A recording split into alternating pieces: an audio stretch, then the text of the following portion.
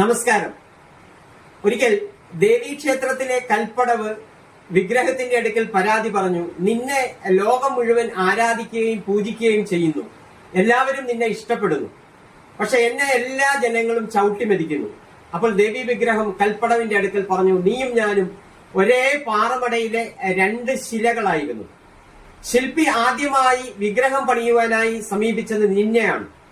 പക്ഷെ ശില്പിയുടെ ഉളി നിന്റെ ശരീരത്ത് മാരകമായി കോറി വലിക്കുകയും ചിത്രപ്പണികൾ നടത്തുകയും ചെയ്ത സമയത്ത് സഹിക്കാൻ കഴിയാതെ നീ രണ്ടായി പിളർന്നുപോയി.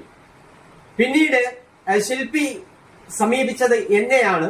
ശില്പിയുടെ ഉളി എന്റെ ശരീരത്ത് മാരകമായി കോറി വലിച്ചപ്പോഴും ചിത്രപ്പണികൾ നടത്തിയപ്പോഴും വളരെ വേദനയോടെ ഞാൻ സഹിച്ചു നിന്നു. അവസാനം മനോഹരമായ ഒരു വിഗ്രഹമായിട്ട് ഞാൻ മാറി. അപ്പോൾ ഇന്നിന്റെ വേദനകൾ ആരെല്ലാം